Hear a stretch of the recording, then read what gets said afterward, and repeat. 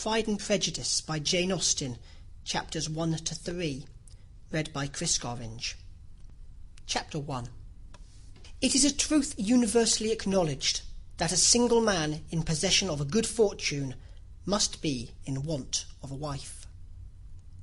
However little known the feelings or views of such a man may be on his first entering a neighbourhood, this truth is so well fixed in the minds of the surrounding families that he is considered the rightful property of some one or other of their daughters. "My dear Mr. Bennet," said his lady to him one day, "have you heard that Netherfield Park is let at last?" Mr. Bennet replied that he had not. "But it is," returned she, "for Mrs. Long has just been here, and she told me all about it." Mr. Bennet made no answer. "Do you not want to know who has taken it?" cried his wife impatiently. "You want to tell me, and I have no objection to hearing it." This was invitation enough. "Why, my dear, you must know.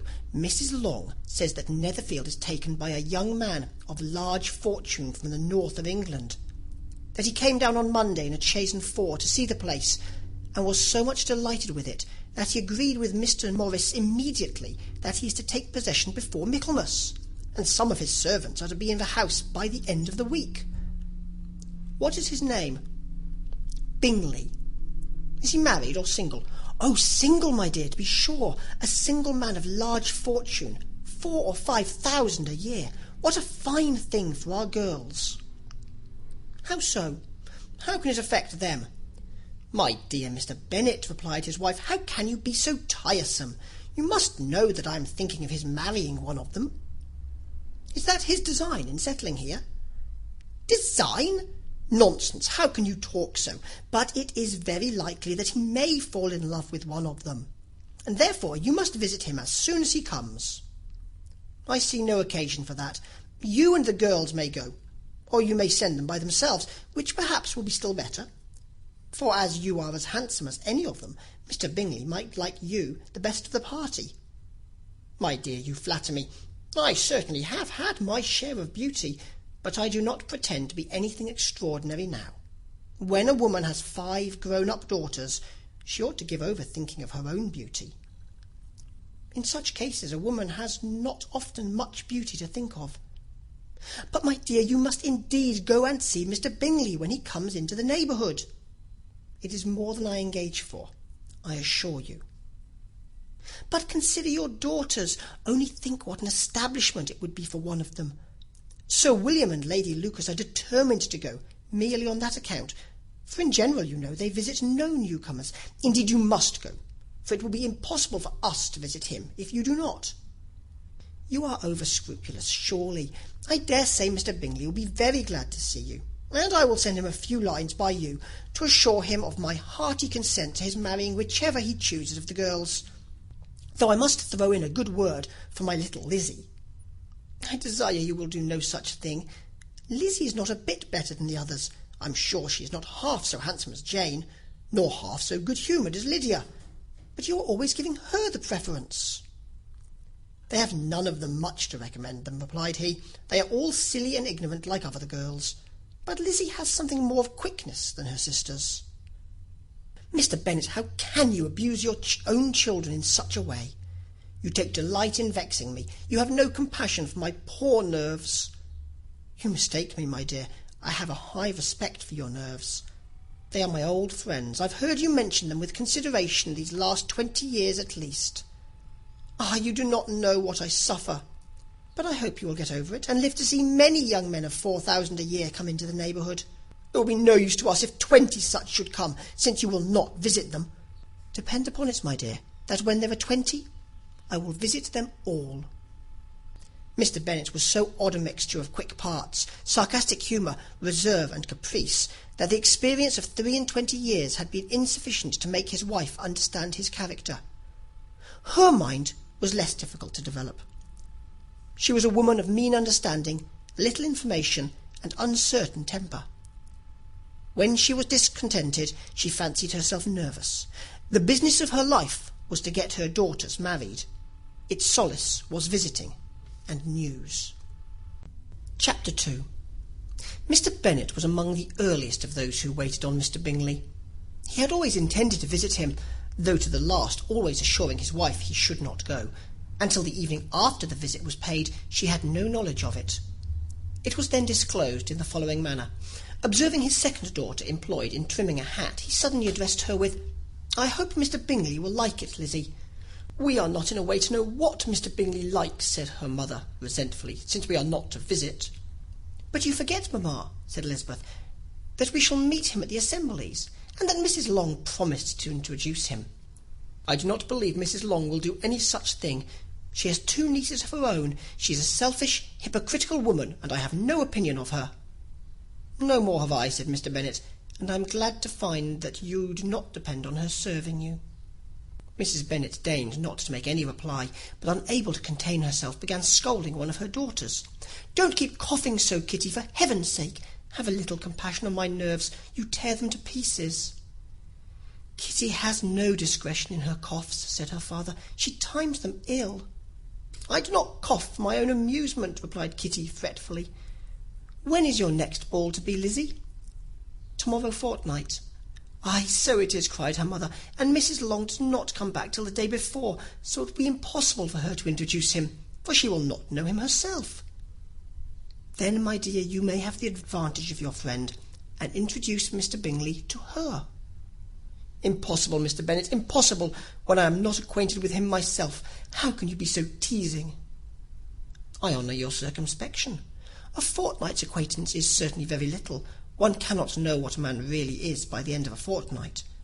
But if we do not venture, somebody else will, and after all, Mrs. Long and her daughters must stand their chance. And therefore, as she will think it an act of kindness, if you decline the office, I will take it on myself." The girls stared at their father. Mrs. Bennet said only, "Nonsense, nonsense." "What can be the meaning of that emphatic exclamation?" cried he. "Do you consider the forms of introduction and the stress that is laid on them as nonsense? I cannot quite agree with you there. What say you, Mary? For you are a young lady of deep reflection, I know, and read great books and make extracts." Mary wished to say something sensible, but knew not how. "While Mary is adjusting her ideas," he continued, "let us return to Mr. Bingley." "I am sick of Mr. Bingley," cried his wife. "I am sorry to hear that. But why did you not tell me that before? If I had known as much this morning, I certainly would not have called on him. It is very unlikely, but as I have actually paid the visit, we cannot escape the acquaintance now." The astonishment of the ladies was just what he wished, that of Mrs. Bennet perhaps surpassing the rest, though when the first tumult of joy was over, she began to declare that it was what she had expected all the while. "How good it was in you, my dear Mr. Bennet! But I knew I should persuade you at last. I was sure you loved your girls too well to neglect such an acquaintance. Well, how pleased I am! And it is such a good joke, too, that you should have gone this morning and never said a word about it till now." "Now, Kitty, you may cough as much as you choose," said Mr. Bennet, and as he spoke he left the room, fatigued with the raptures of his wife. "What an excellent father you have, girls," said she, when the door was shut. "I do not know how you will ever make amends for his kindness, or me either, for that matter. At our time of life it is not so pleasant, I can tell you, to be making new acquaintances every day, but for your sakes we would do anything. Lydia, my love, though you are the youngest, I dare say Mr. Bingley will dance with you at the next ball." "Oh," said Lydia stoutly, "I am not afraid, for though I am the youngest, I'm the tallest." The rest of the evening was spent in conjecturing how soon he would return Mr. Bennet's visit, and determining when they should ask him to dinner. Chapter 3. Not all that Mrs. Bennet, however, with the assistance of her 5 daughters, could ask on the subject, was sufficient to draw from her husband any satisfactory description of Mr. Bingley. They attacked him in various ways, with barefaced questions, ingenious suppositions, and distant surmises, but he eluded the skill of them all, and they were at last obliged to accept the second-hand intelligence of their neighbour, Lady Lucas. Her report was highly favourable. Sir William had been delighted with him. He was quite young, wonderfully handsome, extremely agreeable, and to crown the whole, he meant to be at the next assembly with a large party. Nothing could be more delightful. To be fond of dancing was a certain step towards falling in love, and very lively hopes of Mr. Bingley's heart were entertained. "If I can but see one of my daughters happily settled at Netherfield," said Mrs. Bennet to her husband, "and all the others equally well married, I shall have nothing to wish for." In a few days Mr. Bingley returned Mr. Bennet's visit, and sat about 10 minutes with him in his library. He had entertained hopes of being admitted to a sight of the young ladies, of whose beauty he had heard much, but he saw only the father. The ladies were somewhat more fortunate, for they had the advantage of ascertaining from an upper window that he wore a blue coat and rode a black horse. An invitation to dinner was soon afterwards dispatched, and already had Mrs. Bennet planned the courses that were to do credit to her housekeeping, when an answer arrived which deferred it all. Mr. Bingley was obliged to be in town the following day, and consequently unable to accept the honour of their invitation, etc. Mrs. Bennet was quite disconcerted. She could not imagine what business he could have in town so soon after his arrival in Hertfordshire, and she began to fear that he might be always flying about from one place to another, and never settled at Netherfield, as he ought to be. Lady Lucas quieted her fears a little by stating the idea of his being gone to London only to get a large party for the ball, and a report soon followed that Mr. Bingley was to bring 12 ladies and 7 gentlemen with him to the assembly. The girls grieved over such a number of ladies, but were comforted the day before the ball by hearing that instead of 12 he brought only 6 with him from London, his 5 sisters and a cousin. And when the party entered the assembly room, it consisted of only 5 altogether: Mr. Bingley, his 2 sisters, the husband of the eldest, and another young man. Mr. Bingley was good-looking and gentlemanlike. He had a pleasant countenance and easy, unaffected manners. His sisters were fine women, with an air of decided fashion. His brother-in-law, Mr. Hurst, merely looked the gentleman, but his friend Mr. Darcy soon drew the attention of the room by his fine, tall person, handsome features, noble mien, and the report, which was in general circulation within 5 minutes of his entrance, of his having 10,000 a year. The gentleman pronounced him to be a fine figure of a man. The ladies declared he was much handsomer than Mr. Bingley, and he was looked at with great admiration for about half the evening, till his manners gave a disgust which turned the tide of his popularity, for he was discovered to be proud, to be above his company, and above being pleased, and not all his large estate in Derbyshire could then save him from having a most forbidding, disagreeable countenance, and being unworthy to be compared with his friend. Mr. Bingley had soon made himself acquainted with all the principal people in the room. He was lively and unreserved, danced every dance, was angry for the ball closed so early, and talked of giving one himself at Netherfield. Such amiable qualities must speak for themselves. What a contrast between him and his friend! Mr. Darcy danced only once with Mrs. Hurst, and once with Miss Bingley, declined being introduced to any other lady, and spent the rest of the evening in walking about the room, speaking occasionally to one of his own party. His character was decided. He was the proudest, most disagreeable man in the world, and everybody hoped he would never come there again. Amongst the most violent against him was Mrs. Bennet, whose dislike of his general behaviour was sharpened into particular resentment by his having slighted one of her daughters. Elizabeth Bennet had been obliged, by the scarcity of gentlemen, to sit down for 2 dances, and during part of that time Mr. Darcy had been standing near enough for her to hear a conversation between him and Mr. Bingley, who came from the dance for a few minutes to press his friend to join it. "Come, Darcy," said he, "I must have you dance. I hate to see you standing about by yourself in this stupid manner. You had much better dance." "I certainly shall not. You know how I detest it, unless I am particularly acquainted with my partner. At such an assembly as this it would be insupportable. Your sisters are engaged, and there is not another woman in the room whom it would not be a punishment to me to stand up with." "I would not be so fastidious as you are," cried Mr. Bingley, "for a kingdom. Upon my honour, I never met with so many pleasant girls in my life as I have this evening, and there are several of them, you see, uncommonly pretty." "You are dancing with the only handsome girl in the room," said Mr. Darcy, looking at the eldest Miss Bennet.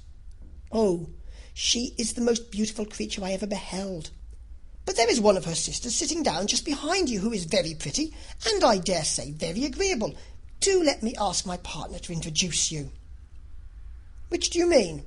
And turning round, he looked for a moment at Elizabeth, till catching her eye, he withdrew his own, and coldly said, "She is tolerable, but not handsome enough to tempt me.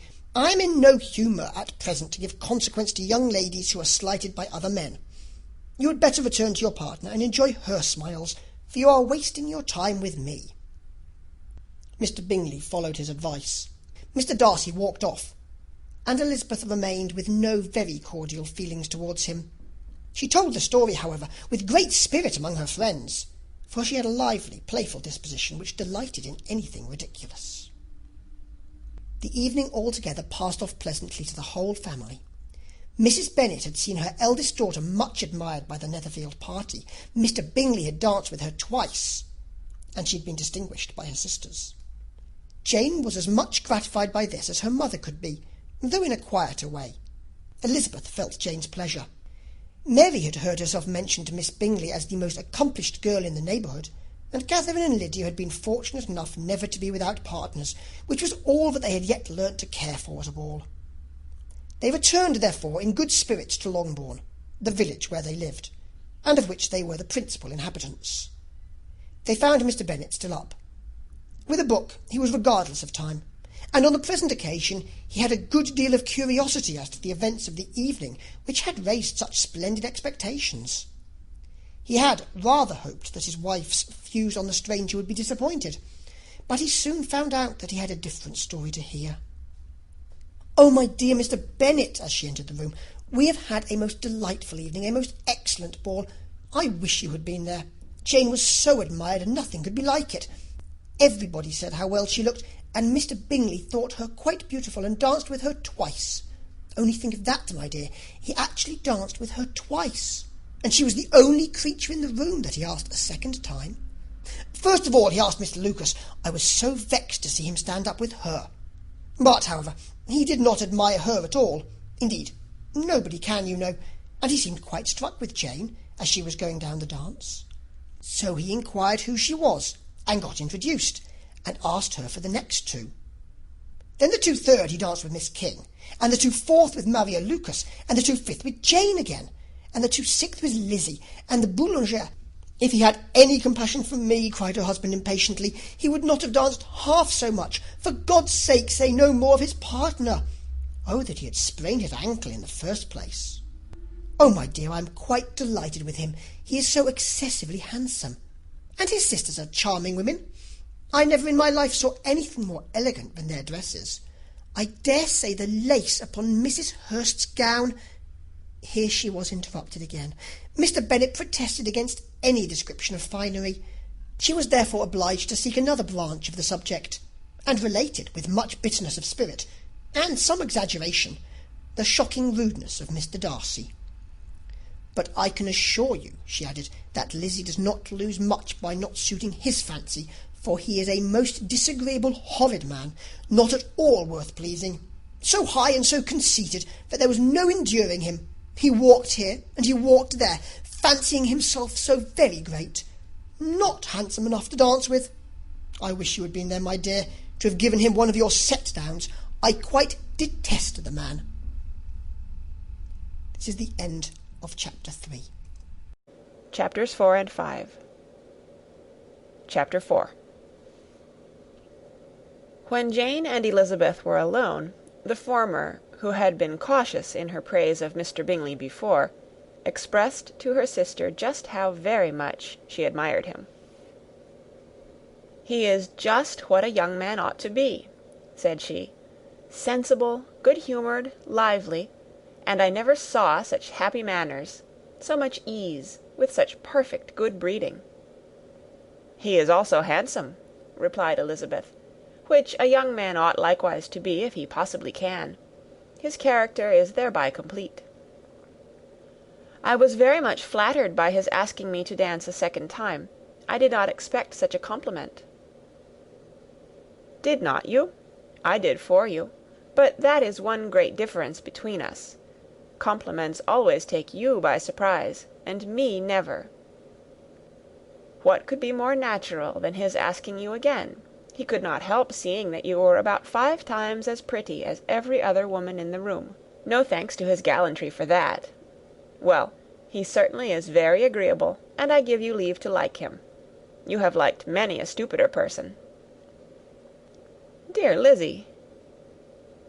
"Oh, you are a good deal too apt, you know, to like people in general. You never see a fault in anybody. All the world are good and agreeable in your eyes. I never heard you speak ill of a human being in your life." "I would not wish to be hasty in censuring anyone, but I always speak what I think." "I know you do, and it is that which makes the wonder. With your good sense, to be so honestly blind to the follies and nonsense of others. Affectation of candour is common enough. One meets with it everywhere. But to be candid without ostentation or design, to take the good of everybody's character and make it still better, and say nothing of the bad, belongs to you alone. And so you like this man's sisters too, do you? Their manners are not equal to his." "Certainly not, at first, but they are very pleasing women when you converse with them. Miss Bingley is to live with her brother and keep his house, and I am much mistaken if we shall not find a very charming neighbour in her." Elizabeth listened in silence, but was not convinced. Their behaviour at the assembly had not been calculated to please in general, and with more quickness of observation and less pliancy of temper than her sister, and with a judgment too unassailed by any attention to herself, she was very little disposed to approve them. They were in fact very fine ladies, not deficient in good humour when they were pleased, nor in the power of making themselves agreeable when they chose it, but proud and conceited. They were rather handsome, had been educated in one of the first private seminaries in town, had a fortune of 20,000 pounds, were in the habit of spending more than they ought, and of associating with people of rank, and were therefore in every respect entitled to think well of themselves and meanly of others. They were of a respectable family in the north of England, a circumstance more deeply impressed on their memories than that their brother's fortune and their own had been acquired by trade. Mr. Bingley inherited property to the amount of nearly 100,000 pounds from his father, who had intended to purchase an estate, but did not live to do it. Mr. Bingley intended it likewise, and sometimes made choice of his county; but as he was now provided with a good house and the liberty of a manor, it was doubtful to many of those who best knew the easiness of his temper, whether he might not spend the remainder of his days at Netherfield, and leave the next generation to purchase. His sisters were anxious for his having an estate of his own; but though he was now only established as a tenant, Miss Bingley was by no means unwilling to preside at his table, nor was Mrs. Hurst, who had married a man of more fashion than fortune, less disposed to consider his house as her home when it suited her. Mr. Bingley had not been of age 2 years when he was tempted by an accidental recommendation to look at Netherfield House. He did look at it, and into it for half an hour, was pleased with the situation and the principal rooms, satisfied with what the owner said in its praise, and took it immediately. Between him and Darcy there was a very steady friendship, in spite of great opposition of character. Bingley was endeared to Darcy by the easiness, openness, and ductility of his temper, though no disposition could offer a greater contrast to his own, and though with his own he never appeared dissatisfied. On the strength of Darcy's regard, Bingley had the firmest reliance, and of his judgment the highest opinion. In understanding, Darcy was the superior. Bingley was by no means deficient, but Darcy was clever. He was at the same time haughty, reserved, and fastidious, and his manners, though well bred, were not inviting. In that respect his friend had greatly the advantage. Bingley was sure of being liked wherever he appeared. Darcy was continually giving offence. The manner in which they spoke of the Meryton assembly was sufficiently characteristic. Bingley had never met with more pleasant people or prettier girls in his life. Everybody had been most kind and attentive to him, There had been no formality, no stiffness. He had soon felt acquainted with all the room, and as to Miss Bennet, he could not conceive an angel more beautiful. Darcy, on the contrary, had seen a collection of people in whom there was little beauty and no fashion, for none of whom he felt the smallest interest, and from none received either attention or pleasure. Miss Bennet he acknowledged to be pretty, but she smiled too much. Mrs. Hurst and her sister allowed it to be so, but still they admired her, and liked her, and pronounced her to be a sweet girl, and one whom they would not object to know more of.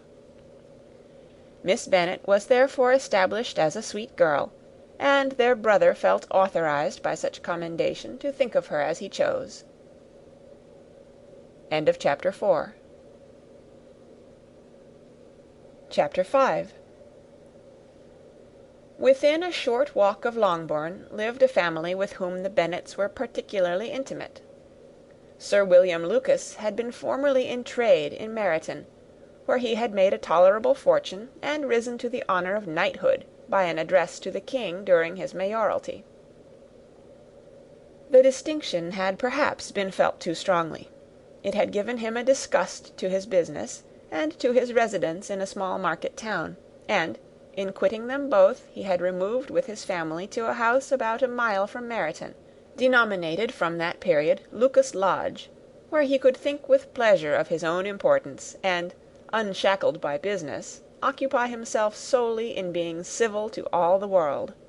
For, though elated by his rank, it did not render him supercilious. On the contrary, he was all attention to everybody. By nature inoffensive, friendly, and obliging, his presentation at St. James's had made him courteous. Lady Lucas was a very good kind of woman, not too clever to be a valuable neighbour to Mrs. Bennet. They had several children. The eldest of them, a sensible, intelligent young woman, about 27, was Elizabeth's intimate friend.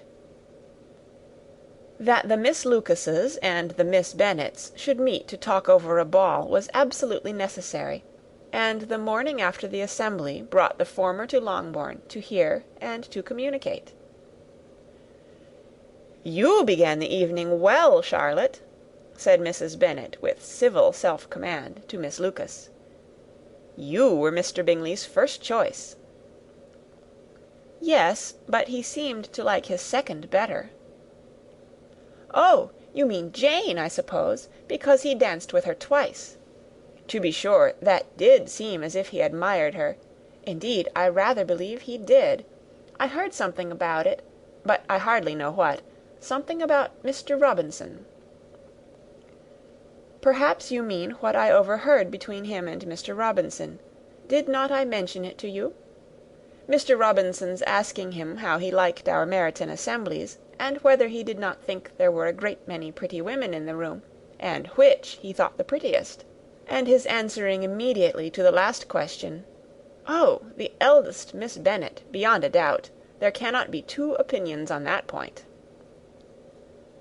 "Upon my word! Well, that is very decided indeed. That does seem as if... But, however, it may all come to nothing, you know." "My overhearings were more to the purpose than yours, Eliza," said Charlotte. "Mr. Darcy is not so well worth listening to as his friend, is he? Poor Eliza! To be only just tolerable. I beg you would not put it into Lizzie's head to be vexed by his ill treatment, for he is such a disagreeable man that it would be quite a misfortune to be liked by him. Mrs. Long told me last night that he sat close to her for half an hour, without once opening his lips." "Are you quite sure, ma'am? Is not there a little mistake?" said Jane. "I certainly saw Mr. Darcy speaking to her." "Aye, because she asked him at last how he liked Netherfield, and he could not help answering her, but she said he seemed quite angry at being spoke to." "Miss Bingley told me," said Jane, "that he never speaks much, unless among his intimate acquaintances. With them he is remarkably agreeable." "I do not believe a word of it, my dear. If he had been so very agreeable, he would have talked to Mrs. Long.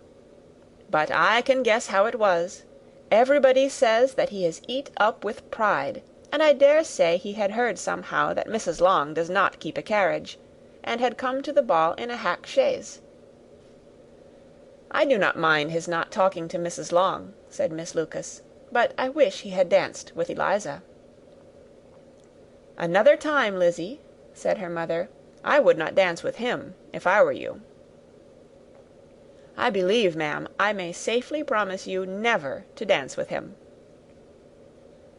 "His pride," said Miss Lucas, "does not offend me so much as pride often does, because there is an excuse for it. One cannot wonder that so very fine a young man, with family, fortune, everything in his favour, should think highly of himself. If I may so express it, he has a right to be proud." "That is very true," replied Elizabeth, "and I could easily forgive his pride, if he had not mortified mine." "Pride," observed Mary, who piqued herself upon the solidity of her reflections, "is a very common failing, I believe. By all that I have ever read, I am convinced that it is very common indeed, that human nature is particularly prone to it, and that there are very few of us who do not cherish a feeling of self-complacency on the score of some quality or other, real or imaginary. Vanity and pride are different things, though the words are often used synonymously. A person may be proud without being vain. Pride relates more to our opinion of ourselves, vanity to what we would have others think of us."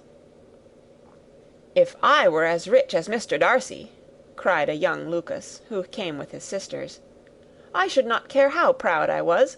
I would keep a pack of foxhounds, and drink a bottle of wine a day." "Then you would drink a great deal more than you ought," said Mrs. Bennet; "and if I were to see you at it, I should take away your bottle directly."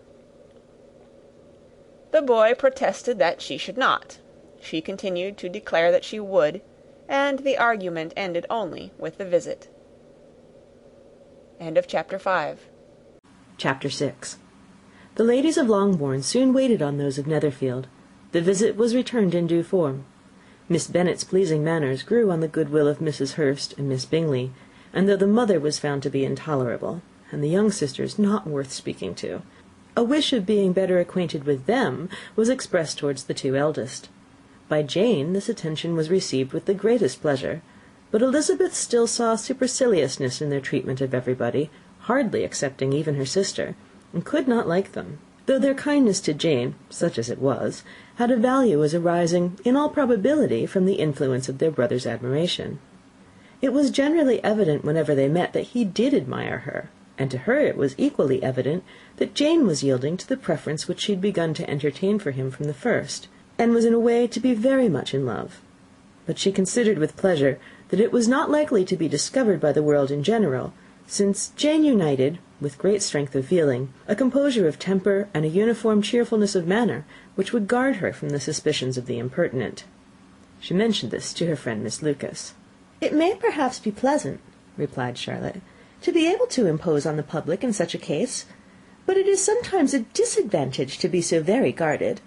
If a woman conceals her affection with the same skill from the object of it, she may lose the opportunity of fixing him, and it will then be but poor consolation to believe the world equally in the dark. There is so much of gratitude or vanity in almost every attachment, that it's not safe to leave any to itself. We can all begin freely. A slight preference is natural enough, but there are few of us who have heart enough to be really in love without encouragement.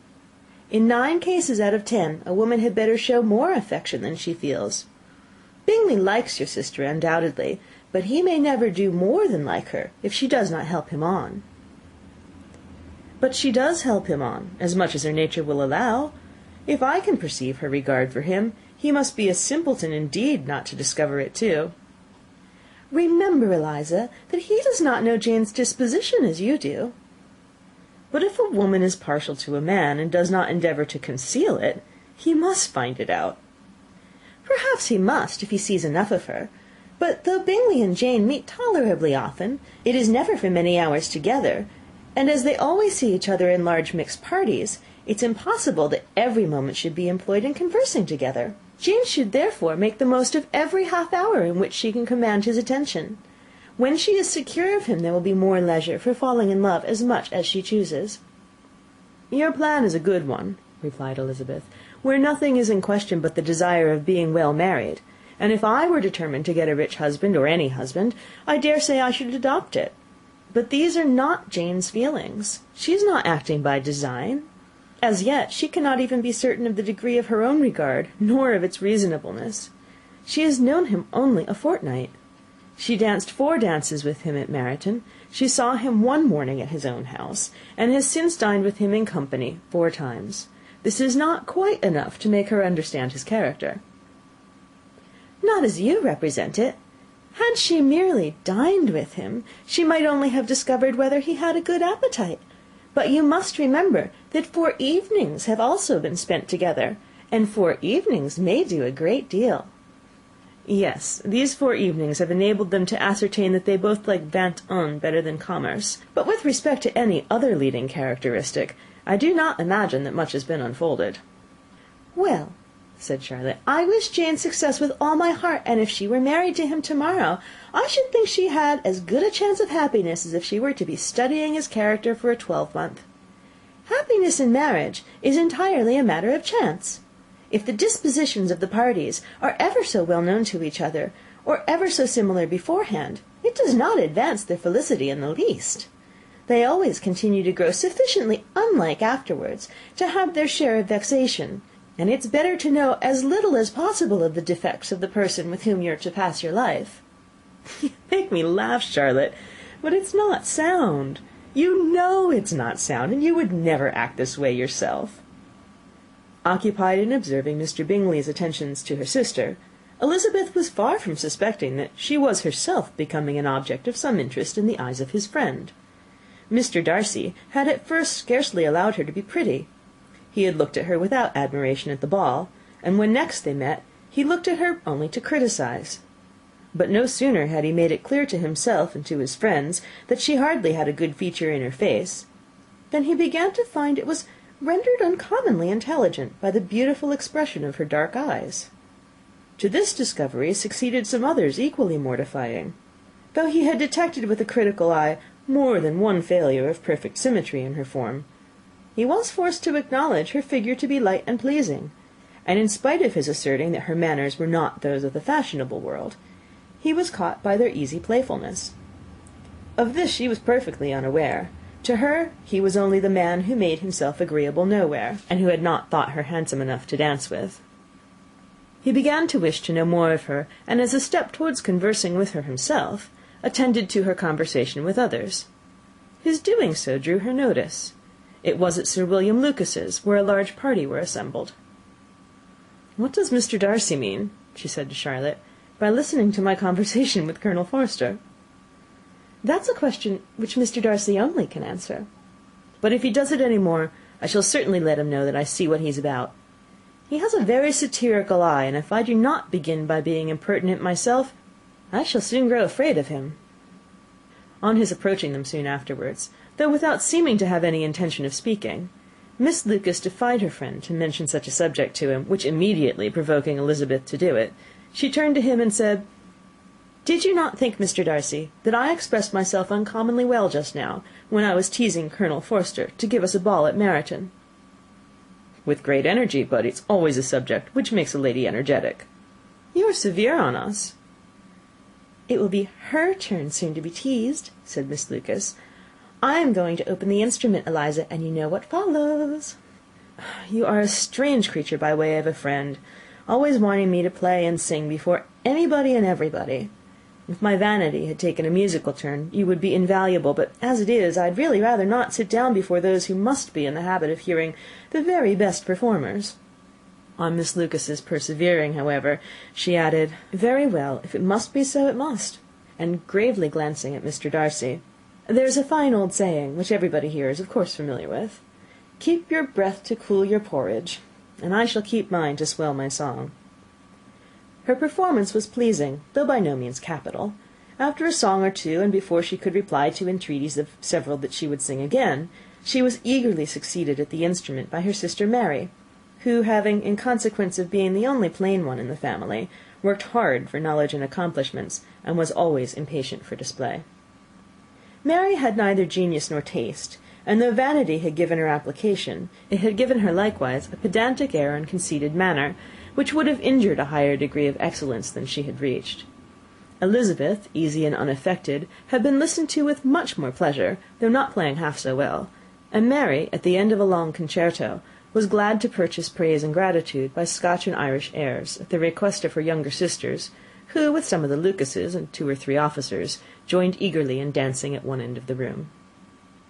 Mr. Darcy stood near them in silent indignation at such a mode of passing the evening, to the exclusion of all conversation, and was much too engrossed by his thoughts to perceive that Sir William Lucas was his neighbour, till Sir William thus began: "What a charming amusement for young people this is, Mr. Darcy!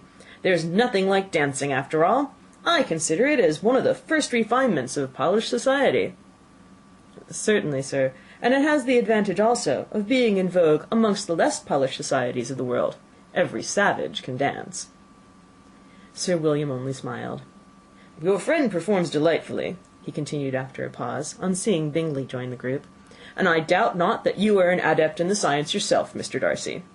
"You saw me dance at Meryton, I believe, sir?" "Yes, indeed, and received no inconsiderable pleasure from the sight. Do you often dance at St. James's?" "Never, sir." "Do you not think it would be a proper compliment to the place?" "It is a compliment which I never pay to any place, if I can avoid it." "You have a house in town, I conclude." Mr. Darcy bowed.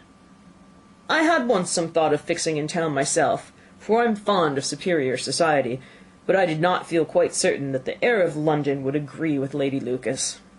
He paused in hopes of an answer, but his companion was not disposed to make any, and Elizabeth, at that instant, moving towards them, he was struck with the action of doing a very gallant thing, and called out to her, "My dear Miss Eliza, why are you not dancing? Mr. Darcy, you must allow me to present this young lady to you as a very desirable partner. You cannot refuse to dance, I am sure, when so much beauty is before you." And taking her hand, he would have given it to Mr. Darcy, who, though extremely surprised, was not unwilling to receive it, when she instantly drew back, and said with some discomposure to Sir William, "Indeed, sir, I have not the least intention of dancing. I entreat you not to suppose that I move this way in order to beg for a partner." Mr. Darcy, with grave propriety, requested to be allowed the honour of her hand, but in vain. Elizabeth was determined, nor did Sir William at all shake her purpose by his attempt at persuasion. "You excel so much in the dance, Miss Eliza, that it's cruel to deny me the happiness of seeing you, and though this gentleman dislikes the amusement in general, he can have no objection, I am sure, to oblige us for 1/2 hour." "Mr. Darcy is all politeness," said Elizabeth, smiling. "He is indeed, but considering the inducement, my dear Eliza, can we not wonder at his complaisance? For who would object to such a partner?" Elizabeth looked archly, and turned away. Her resistance had not injured her with the gentleman, and he was thinking of her with some complacency, when thus accosted by Miss Bingley. "I can guess the subject of your reverie." "I should imagine not." "You're considering how insupportable it would be to pass many evenings in this manner, in such society, and indeed I'm quite of your opinion. I was never more annoyed. The insipidity, and yet the noise, the nothingness, and yet the self-importance of all these people. Oh, I would give to hear your strictures on them." "Your conjecture is totally wrong, I assure you. My mind was more agreeably engaged. I have been meditating on the very great pleasure which a pair of fine eyes in the face of a pretty woman can bestow." Miss Bingley immediately fixed her eyes on his face, and desired he would tell her what lady had the credit of inspiring such reflections. Mr. Darcy replied with great intrepidity, "Miss Elizabeth Bennet." "Miss Elizabeth Bennet!" repeated Miss Bingley. "I am all astonishment. How long has she been such a favourite? And pray, when am I to wish you joy?" "That is exactly the question which I expected you to ask. A lady's imagination is very rapid. It jumps from admiration to love, from love to matrimony, in a moment. I knew you would be wishing me joy."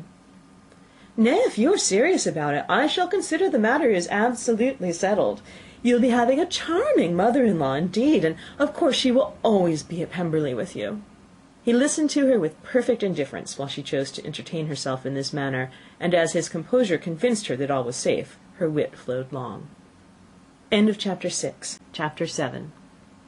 Mr. Bennet's property consisted almost entirely in an estate of 2,000 a year, which, unfortunately for his daughters, was entailed, in default of heirs male, on a distant relation; and their mother's fortune, though ample for her situation in life, could but ill supply the deficiency of his. Her father had been an attorney in Meryton, and had left her £4,000. She had a sister married to a Mr. Phillips, who had been a clerk to their father and succeeded him in the business, and a brother settled in London in a respectable line of trade. The village of Longbourn was only 1 mile from Meryton, a most convenient distance for the young ladies, who were usually tempted thither 3 or 4 times a week, to pay their duty to their aunt, and to a milliner's shop just over the way. The 2 youngest of the family, Catherine and Lydia, were particularly frequent in these attentions. Their minds were more vacant than their sisters', and when nothing better offered, a walk to Meryton was necessary to amuse their morning hours and furnish conversation for the evening. And however bare of news the country in general might be, they always contrived to learn some from their aunt. At present, indeed, they were well supplied, both with news and happiness, by the recent arrival of a militia regiment in the neighbourhood. It was to remain the whole winter, and Meryton was the headquarters. Their visits to Mrs. Phillips were now productive of the most interesting intelligence. Every day added something to their knowledge of the officers' names and connections. Their lodgings were not long a secret, and at length they began to know the officers themselves. Mr. Phillips visited them all, and this opened to his nieces a store of felicity unknown before. They could talk of nothing but officers, and Mr. Bingley's large fortune, the mention of which gave animation to their mother, was worthless in their eyes when opposed to the regimentals of an ensign. After listening one morning to their effusions on this subject, Mr. Bennet coolly observed, "From all that I can collect by your manner of talking, you must be 2 of the silliest girls in the country. I have suspected it some time, but I am now convinced." Catherine was disconcerted and made no answer, but Lydia, with perfect indifference, continued to express her admiration of Captain Carter, and her hope of seeing him in the course of the day, as he was going the next morning to London. "I am astonished, my dear," said Mrs. Bennet, "that you should be so ready to think your own children silly. If I wish to think slightingly of anybody's children, it should not be of my own, however. If my children are silly, I must hope to be always sensible of it." "Yes, but as it happens, they are all of them very clever." "This is the only point, I flatter myself, on which we do not agree. I had hoped that our sentiments coincided in every particular, but I must so far differ from you as to think our 2 youngest daughters uncommonly foolish." "My dear Mr. Bennet, you must not expect such girls to have the sense of their father and mother. When they get to our age, I dare say they will not think about officers any more than we do. I remember the time when I liked a red coat myself very well, and indeed I still do at my heart. And if a smart young colonel with 5,000 or 6,000 a year should want one of my girls, I shall not say nay to him. And I thought Colonel Forster looked very becoming the other night at Sir William's in his regimentals." "Mamma," cried Lydia, "my aunt says that Colonel Forster and Captain Carter do not go so often to Miss Watson's as they did when they first came. She sees them now very often standing in Clark's library." Mrs. Bennet was prevented from replying by the entrance of the footman with a note for Miss Bennet. It came from Netherfield, and the servant waited for an answer. Mrs. Bennet's eyes sparkled with pleasure, and she was eagerly calling out while her daughter read, "Well, Jane, who's it from? What's it about? What does he say? Well, Jane, make haste and tell us. Make haste, my love." "It is from Miss Bingley," said Jane, and then read it aloud. "My dear friend, if you are not so compassionate as to dine to-day with Louisa and me, we shall be in danger of hating each other for the rest of our lives, for a whole day's tete-a-tete between 2 women can never end without a quarrel. Come as soon as you can on receipt of this. My brother and the gentlemen are to dine with the officers. Yours ever, Caroline Bingley." "With the officers!" cried Lydia. "I wonder my aunt did not tell us of that." "Dining out," said Mrs. Bennet. "That is very unlucky." "Can I have a carriage?" asked Jane. "No, my dear, you'd better go on horseback, because it seems likely to rain, and then you must stay all night." "That would be a good scheme," said Elizabeth, "if you were sure that they would not offer to send her home." "Oh, but the gentlemen will have Mr. Bingley's chaise to go to Meryton, and the Hursts have no horses to theirs." "I'd much rather go in the coach." "But, my dear, your father cannot spare the horses, I'm sure. They're wanted in the farm, Mr. Bennet, are they not?" "They're wanted in the farm much oftener than I can get them." "But if you've got them to-day," said Elizabeth, "my mother's purpose will be answered." She did at last extort from her father an acknowledgment that the horses were engaged.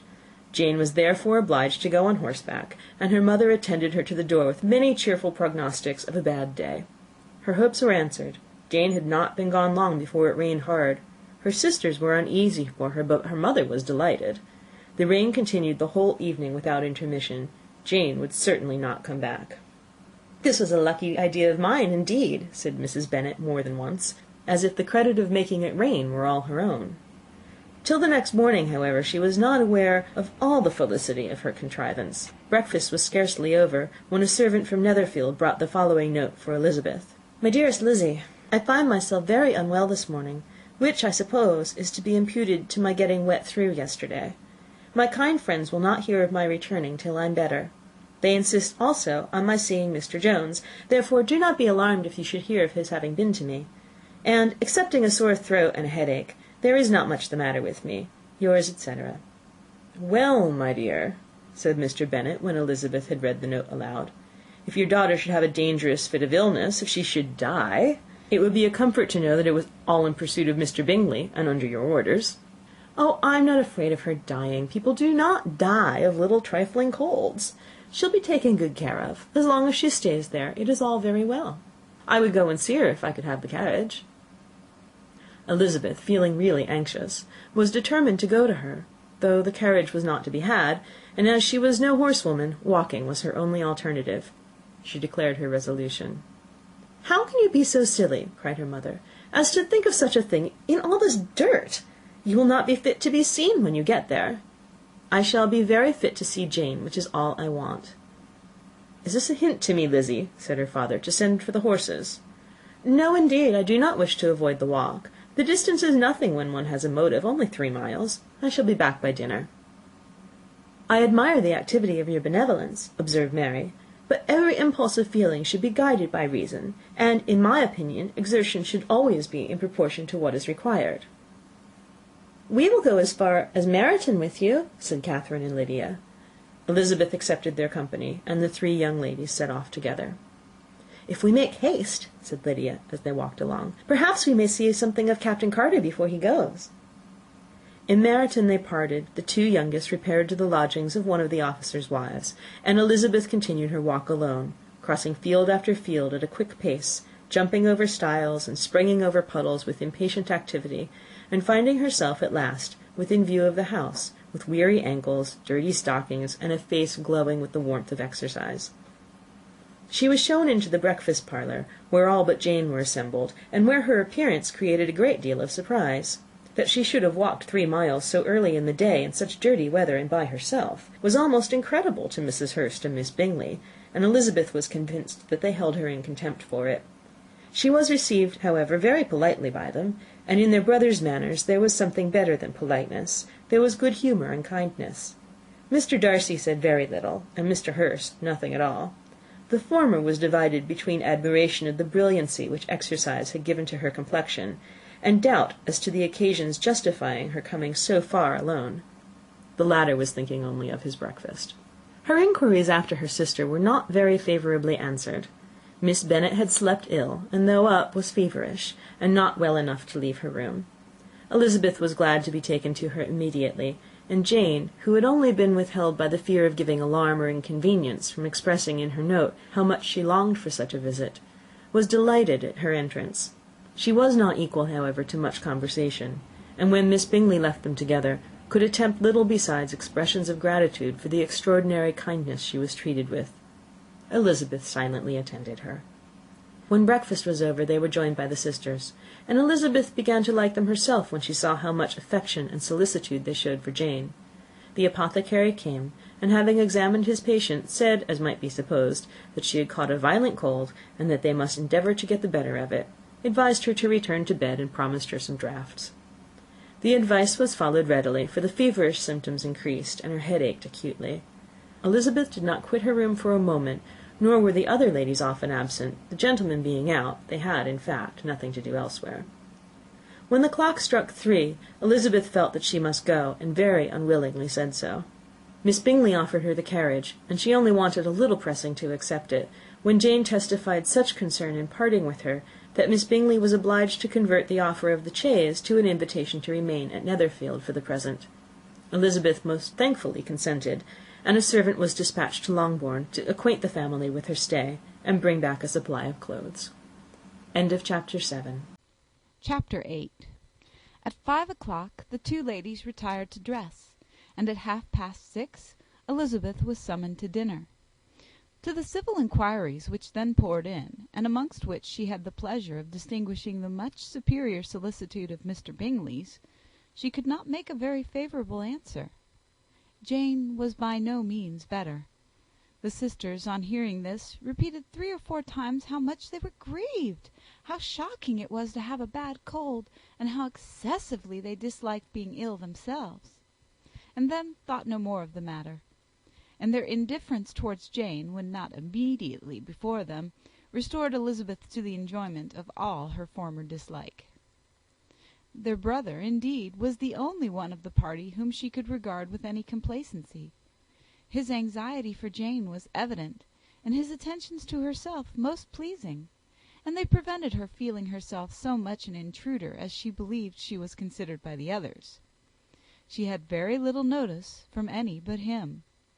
Miss Bingley was engrossed by Mr. Darcy, her sister scarcely less so; and as for Mr. Hurst, by whom Elizabeth sat, he was an indolent man, who lived only to eat, drink, and play at cards, who, when he found her to prefer a plain dish to a ragout, had nothing to say to her. When dinner was over, she returned directly to Jane, and Miss Bingley began abusing her as soon as she was out of the room. Her manners were pronounced to be very bad indeed, a mixture of pride and impertinence. She had no conversation, no style, no beauty. Mrs. Hurst thought the same, and added, "She has nothing, in short, to recommend her, but being an excellent walker. I shall never forget her appearance this morning. She really looked almost wild." "She did, indeed, Louisa. I could hardly keep my countenance. Very nonsensical to come at all. Why must she be scampering about the country because her sister had a cold? Her hair, so untidy, so blowsy. Yes, and her petticoat. I hope you saw her petticoat. 6 inches deep in mud, I am absolutely certain. And the gown which had been let down to hide it, not doing its office." "Your picture may be very exact, Louisa," said Bingley, "but this was all lost upon me. I thought Miss Elizabeth Bennet looked remarkably well when she came into the room this morning. Her dirty petticoat quite escaped my notice." "You observed it, Mr. Darcy, I am sure," said Miss Bingley, "and I am inclined to think that you would not wish to see your sister make such an exhibition." "Certainly not." "To walk 3 miles, or 4 miles, or 5 miles, or whatever it was, above her ankles in dirt, and alone, quite alone! What could she mean by it? It seems to me to show an abominable sort of conceited independence, a most country town indifference to decorum."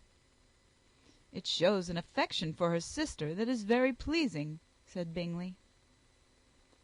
"I am afraid, Mr. Darcy," observed Miss Bingley in a half whisper, "that this adventure has rather affected your admiration of her fine eyes." "Not at all," he replied. "They were brightened by the exercise." A short pause followed this speech, and Mrs. Hurst began again. "I have an excessive regard for Miss Jane Bennet. She is really a very sweet girl, and I wish with all my heart she were well settled. But with such a father and mother, and such low connections, I am afraid there is no chance of it." "I think I have heard you say that their uncle is an attorney on Meryton." "Yes, and they have another, who lives somewhere near Cheapside." "That is capital," added her sister, and they both laughed heartily. "If they had uncles enough to fill all Cheapside," cried Bingley, "it would not make them one jot less agreeable." "But it must very materially lessen their chance of marrying men of any consideration in the world," replied Darcy.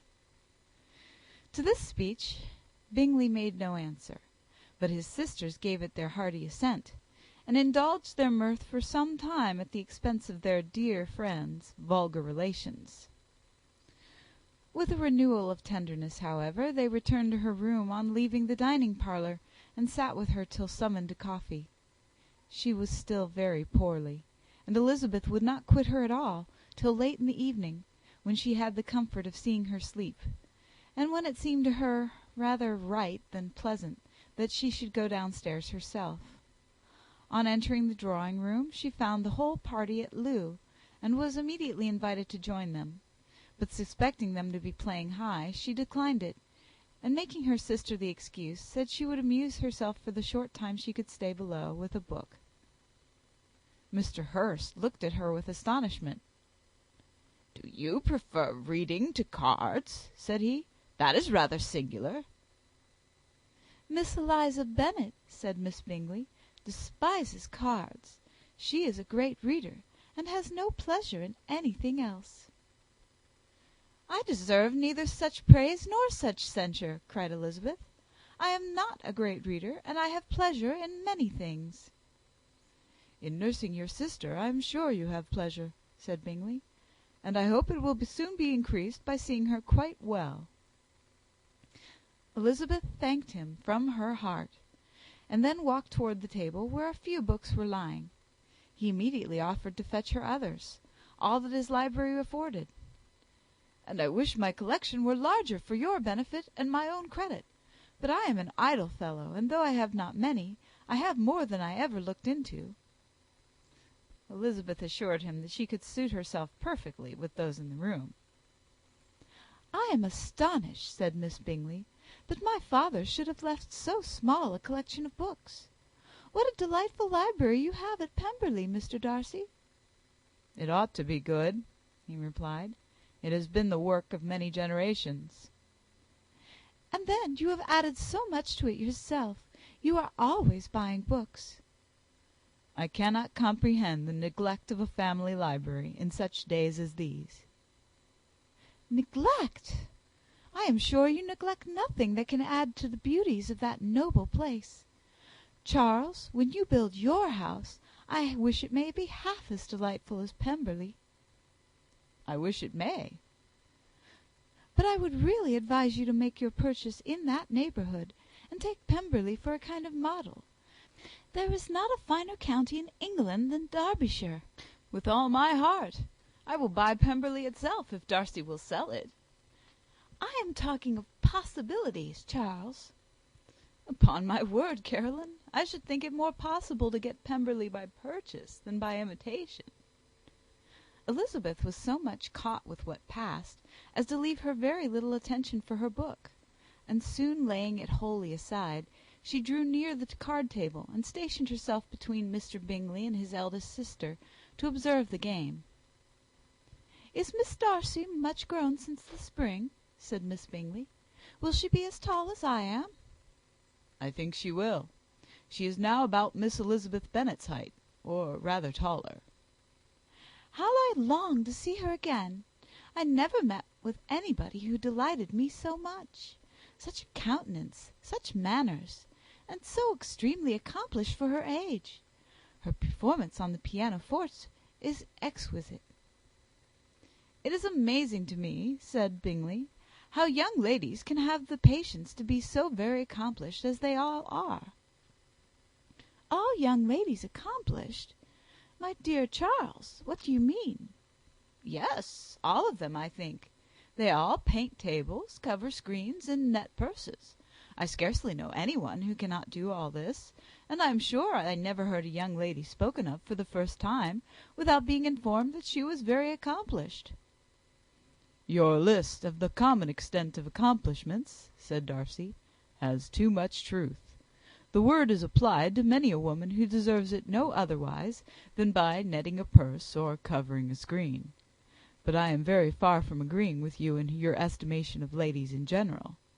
I cannot boast of knowing more than half a dozen in the whole range of my acquaintance that are really accomplished." "Nor I am sure," said Miss Bingley. "Then," observed Elizabeth, "you must comprehend a great deal in your idea of an accomplished woman." "Yes, I do comprehend a great deal in it." "Oh, certainly," cried his faithful assistant. "No one can be really esteemed accomplished who does not greatly surpass what is usually met with. A woman must have a thorough knowledge of music, singing, drawing, dancing, and the modern languages, to deserve the word; and besides all this, she must possess a certain something in her air and manner of walking, the tone of her voice, her address and expressions, or the word will be but half deserved." "All this she must possess," added Darcy, "and to all this she must yet add something more substantial, in the improvement of her mind by extensive reading." "I am no longer surprised at your knowing only 6 accomplished women. I rather wonder now at your knowing any." "Are you so severe upon your own sex as to doubt the possibility of all this?" "I never saw such a woman. I never saw such capacity, and taste, and application, and elegance as you describe united." Mrs. Hurst and Miss Bingley both cried out against the injustice of her implied doubt, and were both protesting that they knew many women who answered this description, when Mr. Hurst called them to order, with bitter complaints of their inattention to what was going forward. As all conversation was thereby at an end, Elizabeth soon afterwards left the room. "Elizabeth Bennet," said Miss Bingley, when the door was closed on her, "is one of those young ladies who seek to recommend themselves to the other sex by undervaluing their own; and with many men, I dare say, it succeeds. But in my opinion it is a paltry device, a very mean art." "Undoubtedly," replied Darcy, to whom this remark was chiefly addressed. "There is a meanness in all the arts which ladies sometimes condescend to employ for captivation. Whatever bears affinity to cunning is despicable." Miss Bingley was not so entirely satisfied with this reply as to continue the subject. Elizabeth joined them again, only to say that her sister was worse, and that she could not leave her. Bingley urged Mr. Jones being sent for immediately, while his sisters, convinced that no country advice could be of any service, recommended an express to town for one of the most eminent physicians. This she would not hear of, but she was not so unwilling to comply with their brother's proposal, and it was settled that Mr. Jones should be sent for early in the morning, if Miss Bennet were not decidedly better. Bingley was quite uncomfortable. His sisters declared that they were miserable. They solaced their wretchedness, however, by duets after supper, while he could find no better relief to his feelings than by giving his housekeeper directions that every attention might be paid to the sick lady and her sister. Chapter 8. Chapter 9. Elizabeth passed the chief of the night in her sister's room, and in the morning had the pleasure of being able to send a tolerable answer to the inquiries which she very early received from Mr. Bingley by a housemaid, and some time afterwards from the 2 elegant ladies who waited on his sisters. In spite of this amendment, however, she requested to have a note sent to Longbourn, desiring her mother to visit Jane and form her own judgment of her situation. The note was immediately dispatched, and its contents as quickly complied with. Mrs. Bennet, accompanied by her 2 youngest girls, reached Netherfield soon after the family breakfast. Had she found Jane in any apparent danger, Mrs. Bennet would have been very miserable; but being satisfied on seeing her that her illness was not alarming, she had no wish of her recovering immediately, as her restoration to health would probably remove her from Netherfield. She would not listen, therefore, to her daughter's proposal of being carried home, Neither did the apothecary, who arrived about the same time, think it at all advisable. After sitting a little while with Jane, on Miss Bingley's appearance and invitation, the mother and 3 daughters all attended her into the breakfast parlour. Bingley met them with hopes that Mrs. Bennet had not found Miss Bennet worse than she expected. "Indeed I have, sir," was her answer. "She is a great deal too ill to be moved. Mr. Jones says we must not think of moving her. We must trespass a little longer on your kindness." "Removed!" cried Bingley. "It must not be thought of. My sister, I am sure, will not hear of her removal." "You may depend upon it, madam," said Miss Bingley, with cold civility, "that Miss Bennet will receive every possible attention while she remains with us." Mrs. Bennet was profuse in her acknowledgments. "I am sure," she added, "if it was not for such good friends, I do not know what would become of her, for she is very ill indeed, and suffers a vast deal, though with the greatest patience in the world, which is always the way with her, for she has, without exception, the sweetest temper I have ever met with. I often tell my other girls they are nothing to her. You have a sweet room here, Mr. Bingley, and a charming prospect over the gravel walk.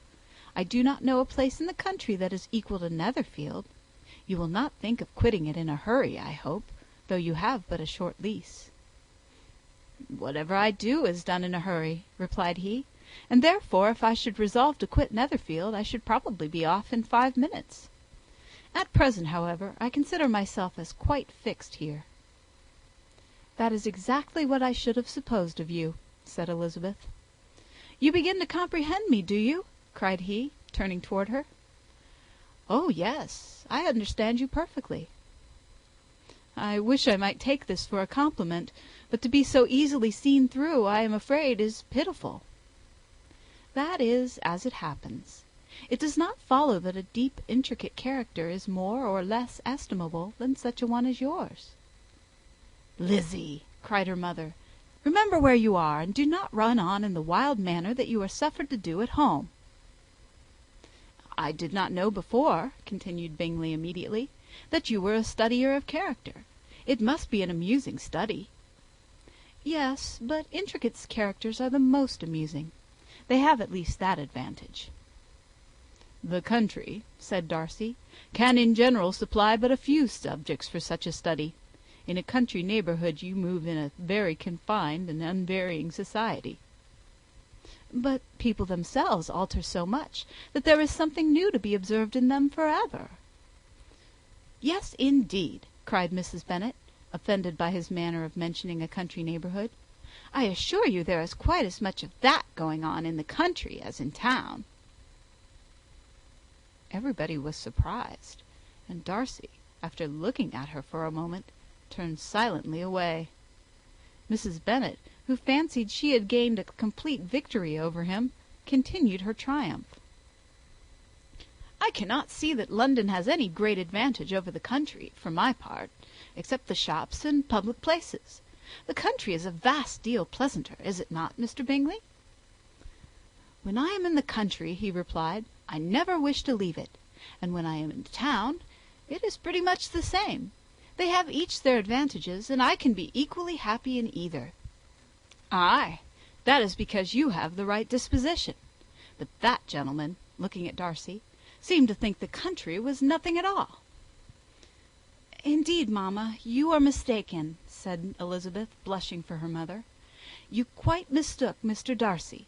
He only meant that there was not such a variety of people to be met with in the country as in the town, which you must acknowledge to be true."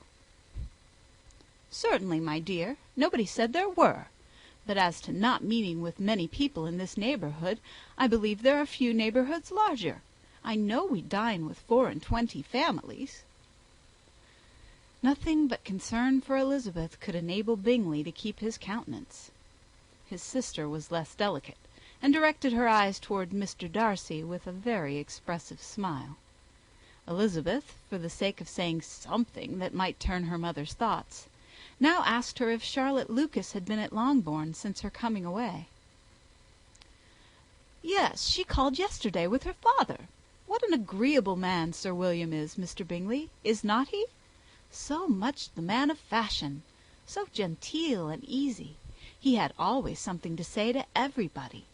That is my idea of good breeding, and those persons who fancy themselves very important and never open their mouths quite mistake the matter. Did Charlotte dine with you? No, she would go home. I fancy she was wanted about the mince pies. For my part, Mr. Bingley, I always keep servants that can do their own work. My daughters are brought up very differently. But everybody is to judge for themselves, and the Lucases are a very good sort of girls, I assure you. It is a pity they are not handsome.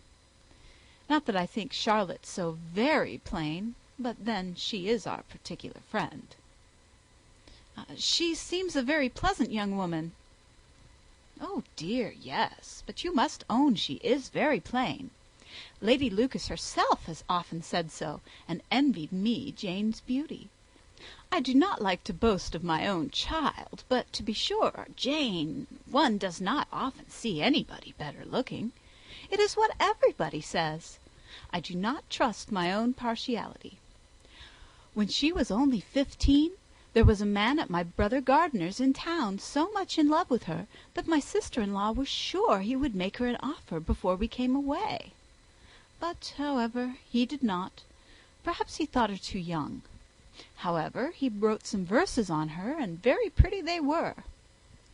And so ended his affection, said Elizabeth impatiently. There has been many a one, I fancy, overcome in the same way. I wonder who first discovered the efficacy of poetry in driving away love. I have been used to consider poetry as the food of love, said Darcy. Of a fine, stout, healthy love, it may. Everything nourishes what is strong already. But if it be only a slight, thin sort of inclination, I am convinced that one good sonnet will starve it entirely away. Darcy only smiled, and the general pause which ensued made Elizabeth tremble lest her mother should be exposing herself again. She longed to speak, but could think of nothing to say, and after a short silence Mrs. Bennet began repeating her thanks to Mr. Bingley for his kindness to Jane, with an apology for troubling him also with Lizzie. Mr. Bingley was unaffectedly civil in his answer, and forced his younger sister to be civil also, and say what the occasion required. She performed her part indeed without much graciousness, but Mrs. Bennet was satisfied, and soon afterwards ordered her carriage.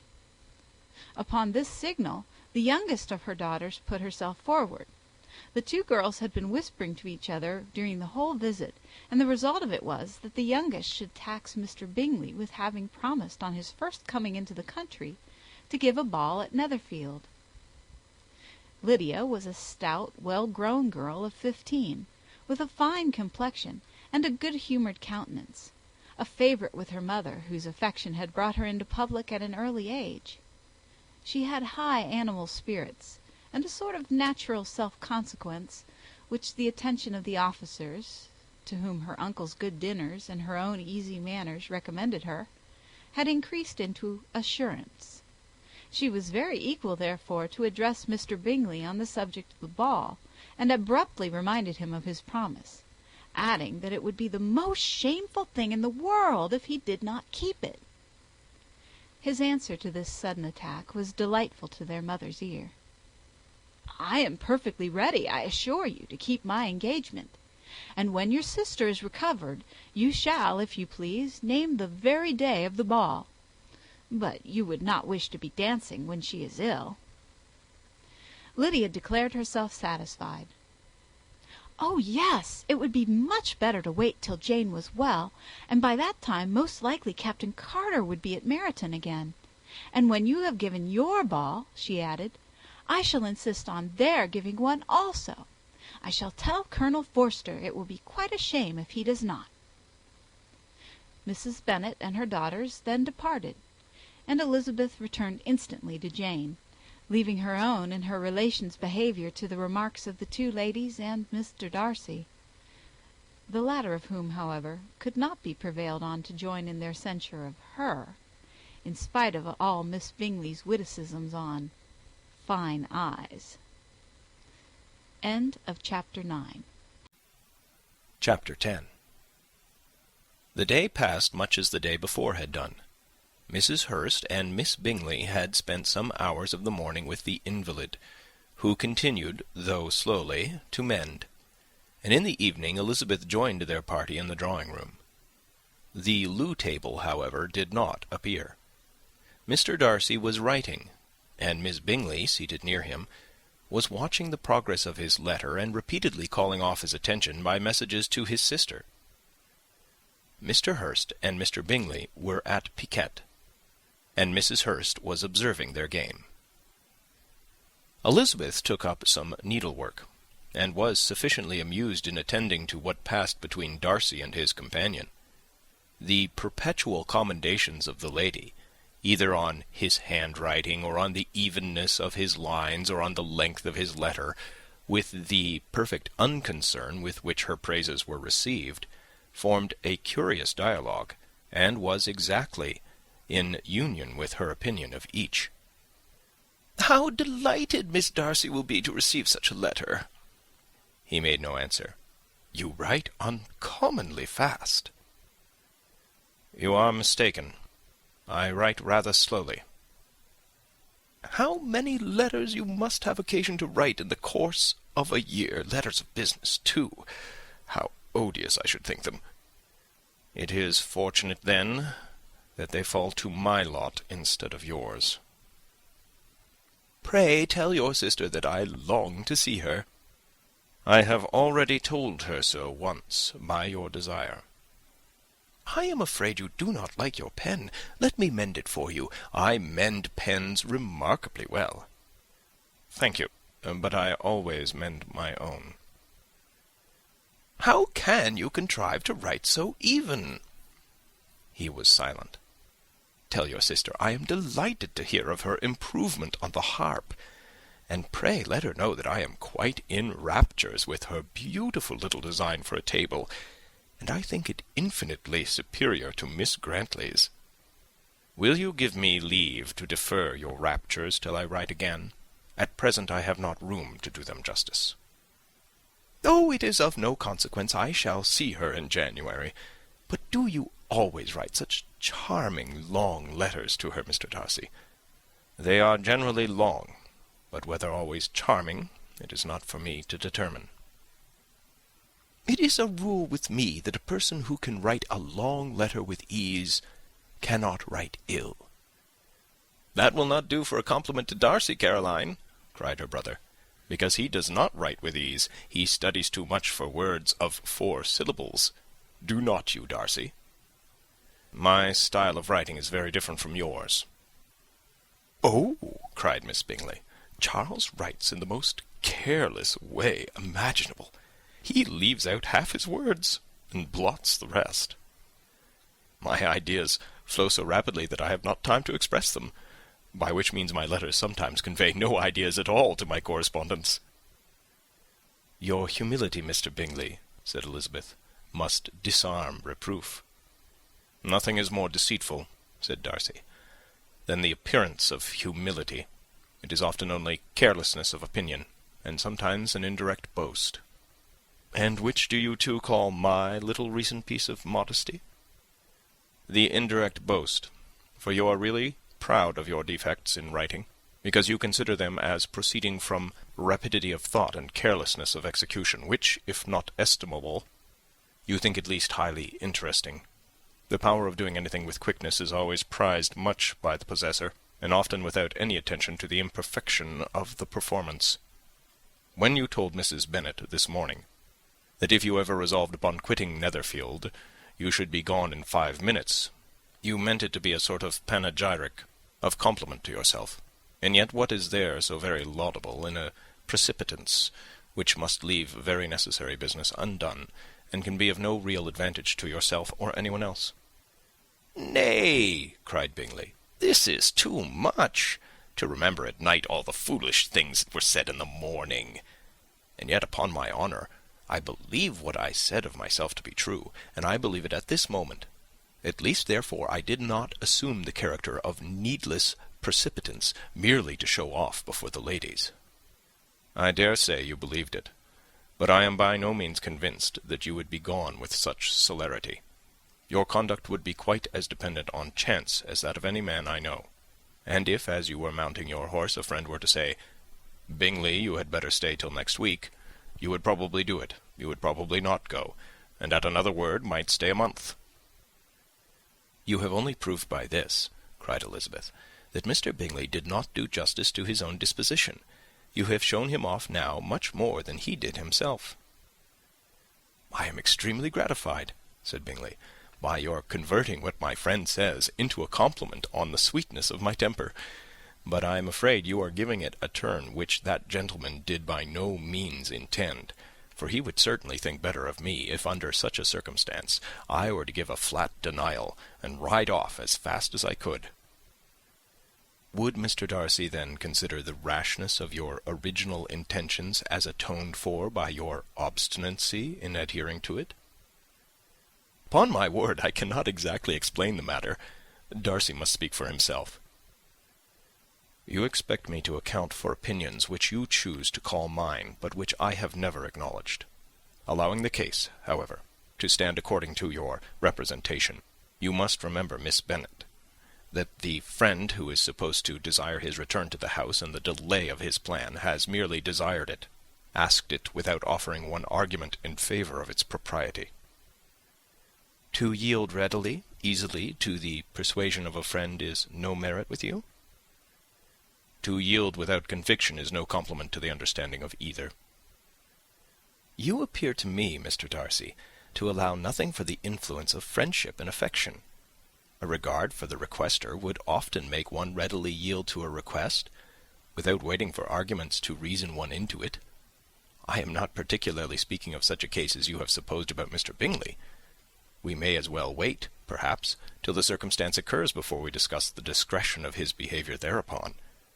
But in general and ordinary cases between friend and friend, where one of them is desired by the other to change a resolution of no very great moment, should you think ill of that person for complying with the desire, without waiting to be argued into it? Will it not be advisable, before we proceed on this subject, to arrange with rather more precision the degree of importance which is to appertain to this request, as well as the degree of intimacy subsisting between the parties?" "By all means," cried Bingley. "Let us hear all the particulars, not forgetting their comparative height and size, for that will have more weight in the argument, Miss Bennet, than you may be aware of. I assure you that if Darcy were not such a great tall fellow in comparison with myself, I should not pay him half so much deference. I declare I do not know a more awful object than Darcy, on particular occasions, and in particular places, at his own house especially, and of a Sunday evening, when he has nothing to do." Mr. Darcy smiled, but Elizabeth thought she could perceive that he was rather offended, and therefore checked her laugh. Miss Bingley warmly resented the indignity he had received, in an expostulation with her brother for talking such nonsense. "I see your design, Bingley," said his friend. "You dislike an argument, and want to silence this." "Perhaps I do. Arguments are too much like disputes. If you and Miss Bennet will defer yours till I am out of the room, I shall be very thankful, and then you may say whatever you like of me." "What you ask," said Elizabeth, "is no sacrifice on my side, and Mr. Darcy had much better finish his letter." Mr. Darcy took her advice, and did finish his letter. When that business was over, he applied to Miss Bingley and Elizabeth for an indulgence of some music. Miss Bingley moved with some alacrity to the pianoforte, and, after a polite request that Elizabeth would lead the way, which the other as politely and more earnestly negatived, she seated herself. Mrs. Hurst sang with her sister, and while they were thus employed, Elizabeth could not help observing, as she turned over some music books that lay on the instrument, how frequently Mr. Darcy's eyes were fixed on her. She hardly knew how to suppose that she could be an object of admiration to so great a man, and yet that he should look at her because he disliked her was still more strange. She could only imagine, however, at last, that she drew his notice because there was something wrong and reprehensible, according to his ideas of right, than in any other person present. The supposition did not pain her. She liked him too little to care for his approbation. After playing some Italian songs, Miss Bingley varied the charm by a lively Scotch air, and soon afterwards Mr. Darcy, drawing near Elizabeth, said to her, "Do not you feel a great inclination, Miss Bennet, to seize such an opportunity of dancing a reel?" She smiled, but made no answer. He repeated the question with some surprise at her silence. "Oh," she said, "I heard you before, but I could not immediately determine what to say in reply. You wanted me, I know, to say yes, that you might have the pleasure of despising my taste. But I always delight in overthrowing those kind of schemes, and cheating a person of their premeditated contempt. I have, therefore, made up my mind to tell you that I do not want to dance a reel at all, and now despise me if you dare." "Indeed, I do not dare." Elizabeth, having rather expected to affront him, was amazed at his gallantry, but there was a mixture of sweetness and archness in her manner which made it difficult for her to affront anybody, and Darcy had never been so bewitched by any woman as he was by her. He really believed that were it not for the inferiority of her connections, he should be in some danger. Miss Bingley saw, or suspected enough to be jealous, and her great anxiety for the recovery of her dear friend Jane received some assistance from her desire of getting rid of Elizabeth. She often tried to provoke Darcy into disliking her guest, by talking of their supposed marriage, and planning his happiness in such an alliance. "I hope," she said, as they were walking together in the shrubbery the next day, "you will give your mother-in-law a few hints, when this desirable event takes place, as to the advantage of holding her tongue; and if you can compass it, do assure the younger girls of running after officers; and if I may mention so delicate a subject, endeavour to check that little something bordering on conceit and impertinence which your lady possesses." "Have you anything else to propose for my domestic felicity?" "Oh, yes. Do let the portraits of your uncle and Aunt Phillips be placed in the gallery at Pemberley. Put them next to your great-uncle, the judge. They are in the same profession, you know, only in different lines. As for your Elizabeth's picture, you must not have it taken, for what painter could do justice to those beautiful eyes?" "It would not be easy indeed to catch their expression, but their colour and shape, and the eyelashes, so remarkably fine, might be copied." At that moment they were met from another walk by Mrs. Hurst and Elizabeth herself. "I did not know that you intended to walk," said Miss Bingley, in some confusion lest they had been overheard. "You used us abominably ill," answered Mrs. Hurst, "running away without telling us that you were coming out." Then, taking the disengaged arm of Mr. Darcy, she left Elizabeth to walk by herself. The path just admitted 3. Mr. Darcy felt their rudeness, and immediately said, "This walk is not wide enough for our party. We had better go into the avenue." But Elizabeth, who had not the least inclination to remain with them, laughingly answered, "No, no, stay where you are. You are charmingly grouped, and appear to uncommon advantage. The picturesque would be spoilt by admitting a 4th. Good-bye." She then ran gaily off, rejoicing as she rambled about, in the hope of being at home again in a day or 2. Jane was already so much recovered as to intend leaving her room for a couple of hours that evening. End of Chapter 10. Chapter 11. When the ladies removed after dinner, Elizabeth ran up to her sister, and seeing her well guarded from cold, attended her into the drawing-room, where she was welcomed by her 2 friends with many professions of pleasure, and Elizabeth had never seen them so agreeable as they were during the hour which passed before the gentlemen appeared. Their powers of conversation were considerable. They could describe an entertainment with accuracy, relate an anecdote with humour, and laugh at their acquaintance with spirit. But when the gentleman entered, Jane was no longer the first object. Miss Bingley's eyes were instantly turned toward Darcy, and she had something to say to him before he had advanced many steps. He addressed himself to Miss Bennet with a polite congratulation. Mr. Hurst also made her a slight bow, and said he was very glad, but diffuseness and warmth remained for Bingley's salutation.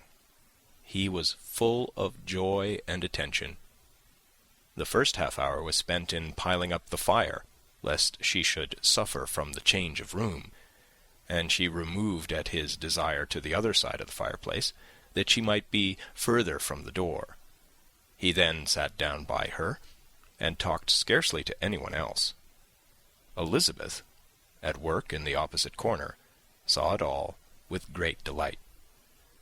When the tea was over, Mr. Hurst reminded his sister-in-law of the card-table, but in vain. She had obtained private intelligence that Mr. Darcy did not wish for cards, and Mr. Hurst soon found even his open petition rejected. She assured him that no one intended to play, and the silence of the whole party on the subject seemed to justify her. Mr. Hurst had therefore nothing to do but to stretch himself on one of the sofas and go to sleep. Darcy took up a book.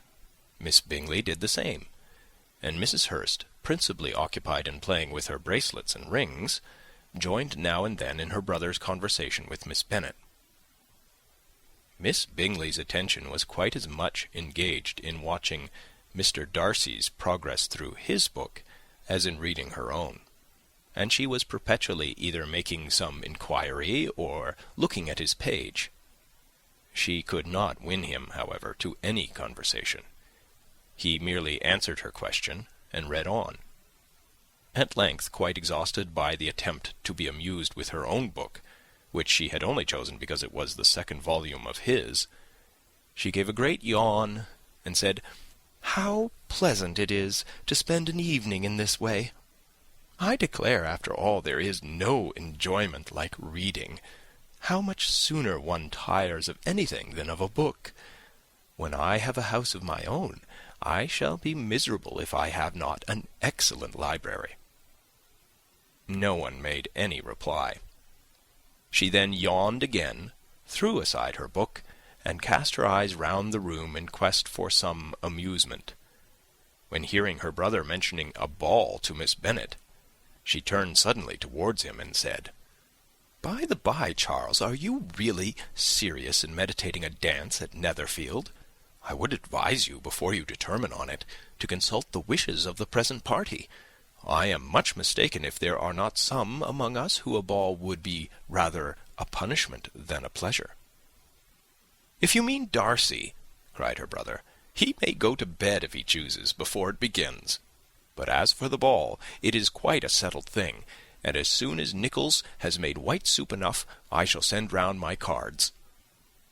"I should like balls infinitely better," she replied, "if they were carried on in a different manner.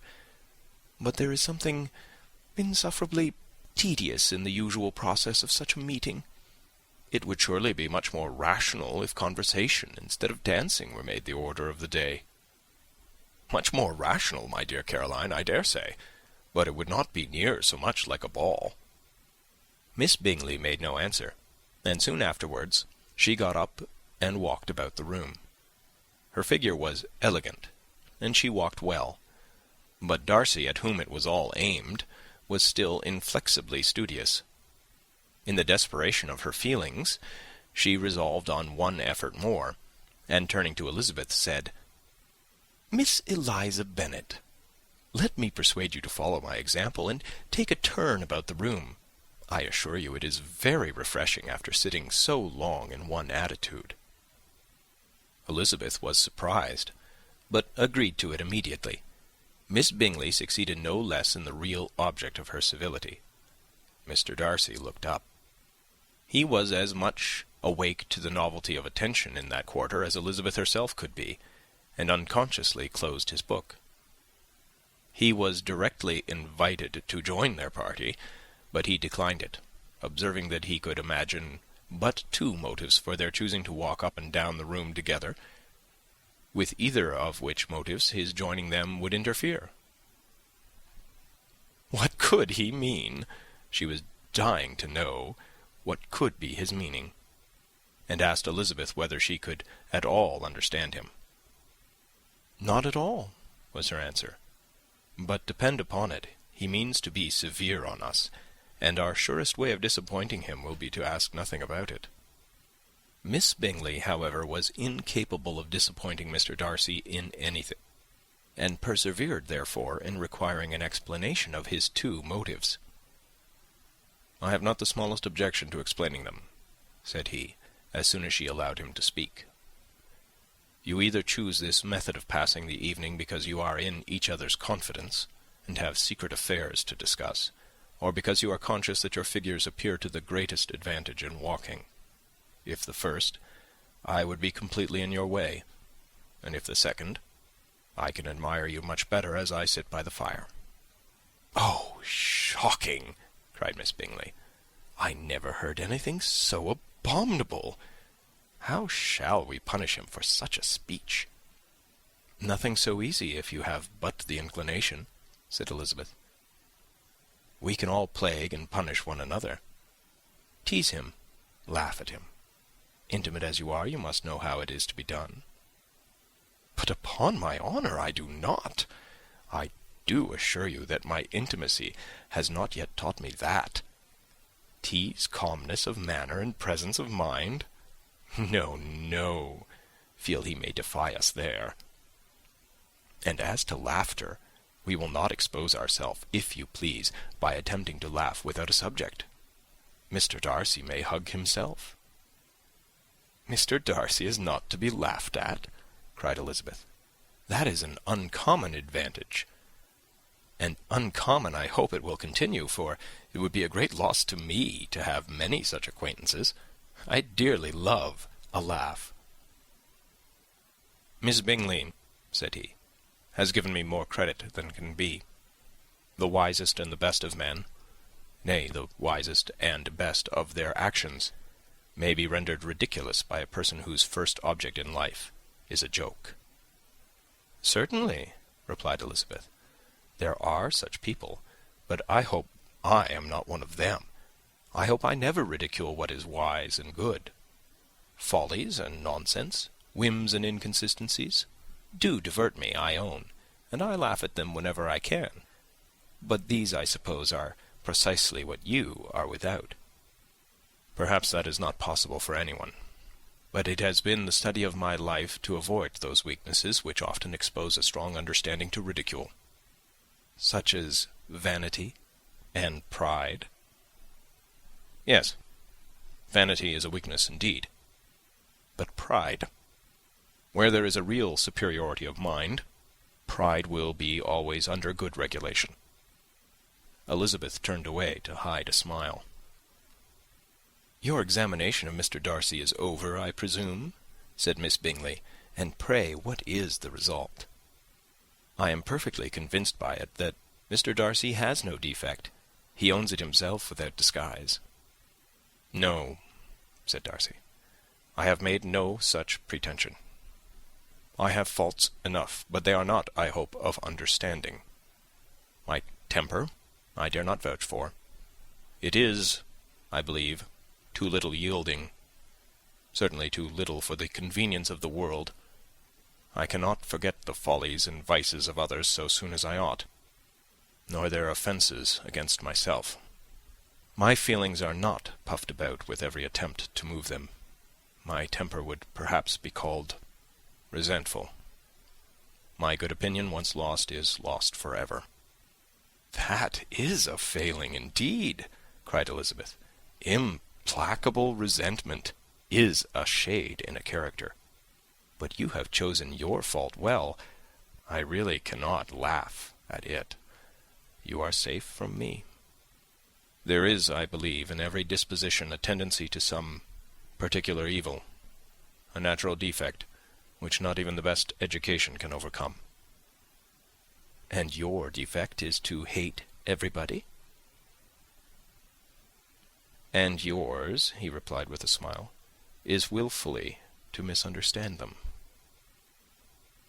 "Do let us have a little music," cried Miss Bingley, tired of a conversation in which she had no share. "Louisa, you will not mind my waking Mr. Hurst?"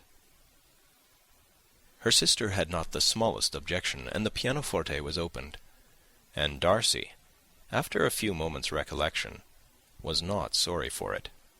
He began to feel the danger of paying Elizabeth too much attention. Chapter 11.